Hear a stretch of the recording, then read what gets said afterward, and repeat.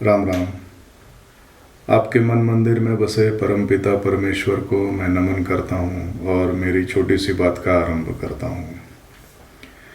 पिछले संस्करण में हमने कबीर जी के भजन की पहली दो पंक्तियों का अर्थ समझने की कोशिश की थी। आज हम वही भजन की अगली दो पंक्तियों का अर्थ समझेंगे। अगली दो पंक्तियाँ इस प्रकार है। भला बुरा सबकी सुन लीजिए, कर गुजरान गरीबी में, मन लागो यार फकीरी में। पिछले संस्करण में अमीरी, फकीरी और गरीबी और राम भजन इसे हमने समझा था। गरीबी का अर्थ जो मैंने बताया था वो ऐसे था कि गरीबी निर्धनता है और कार्यकुशल नहीं होने की वजह से मनुष्य को गरीबी में यानी संसाधनों के अभाव में जीना पड़ता है। अभी इस अगली दो पंक्तियों में कबीर जी कह रहे हैं कि कर गुजरान गरीबी में। इस गरीबी को आज हम समझेंगे। पहले की जो पंक्ति है उसमें कबीर जी कहते हैं भला बुरा सबकी सुन लीजिए। इस संसार में आप कोई भी कार्य करो, दो रिएक्शंस हमेशा आपको फेस करने पड़ते हैं। एक रहता है भला, दूसरा रहता है बुरा। अभी लोग भला आपको उस लिए सुनाते हैं क्योंकि आपका जो कार्य है, आपने जो कर्म किया है, उनसे उन लोगों का कुछ फ़ायदा होता है, उन्हें कोई बेनिफिट मिलता है, तभी आपकी वो प्रशंसा करते हैं, आपको भला कहते हैं।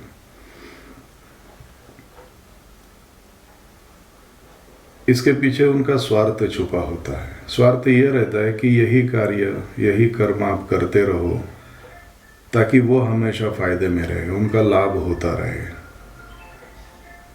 और फिर वो आपको भला कहेंगे, आपकी प्रशंसा करेंगे। और दूसरा रिएक्शन होता है बुरा यानी निंदा। लोग आपकी निंदा तब करते हैं जब आपके कार्य से, आपके कर्म से उन्हें कोई हानि पहुंचती है, उन्हें कोई नुकसान होता है, उन्हें कोई दुख मिलता है। इसके पीछे भी उनका स्वार्थ छुपा होता है। स्वार्थ ये रहता है कि यही कार्य, यही कर्म आप पुनः नहीं दोहराओ ताकि भविष्य में उनका होने वाला नुकसान बच सके। तभी वो आपकी निंदा करेंगे, आपको बुरा कहेंगे। कबीर जी कहते हैं कि कोई भला कहे, कोई बुरा कहे, आपको उस पर ध्यान नहीं देना है। आपकी कोई प्रशंसा करे तो आपको गर्वित नहीं होना है, आपकी कोई निंदा करे तो आपको दुखी नहीं होना है। आपका जो धर्म है, आपका जो कर्तव्य है, उसे आपको निभाते रहना है। आपको वो कार्य करते रहना है जिससे करने का निश्चय आपने ले लिया है, आपने ठान लिया है। फिर समाज कुछ भी कहे, समाज आपको भला कहे या बुरा कहे, आपको आपका कार्य, आपका कर्तव्य, आपका कर्म करते रहना है। और ये कार्य और ये कर्तव्य करते हुए आपको गरीबी में गुजरान करने की सलाह कबीर जी दे रहे हैं। अब यहाँ गरीबी जो कबीर जी वर्णित कर रहे हैं वो थोड़ी सी अलग है।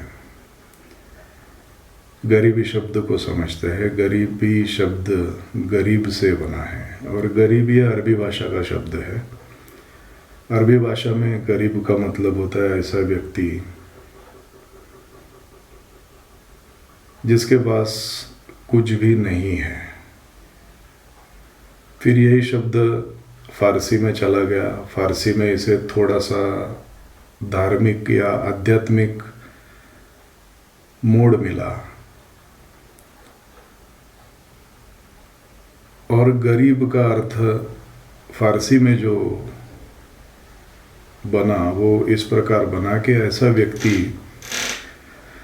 जो अपने कुनबे से, अपने टोली से बिछड़ गया है, अपनी टोली या कुनबे को छोड़ के अलग हो गया है, उसके पीछे अभी कोई भी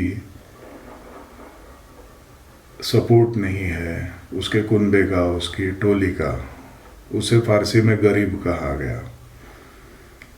और फिर थोड़ा ऊपर जाके इसे एक अवस्था के रूप में वर्णित किया गया, और वो ऐसी अवस्था कि जिस इंसान ने अपना परिवार, अपना कुनबा, अपनी बिरादरी छोड़ के या उसके ऊपर का भरोसा छोड़ के एक अल्लाह पे ही भरोसा रखा है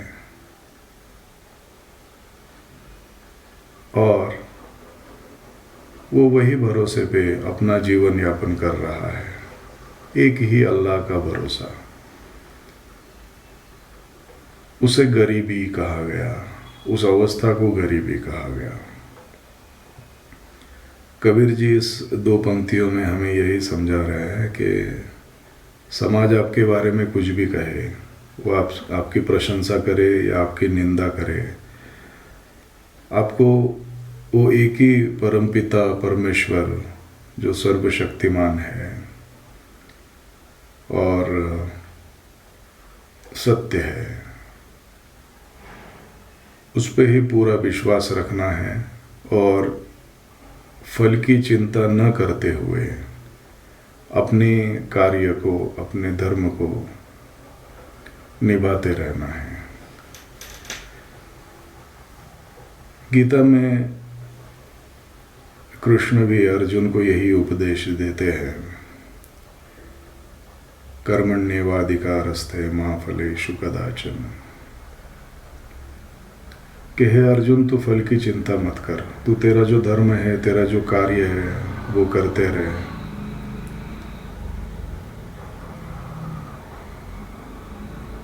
और फिर वो कार्य का परिणाम क्या होगा ये सब उसके ऊपर छोड़ दे।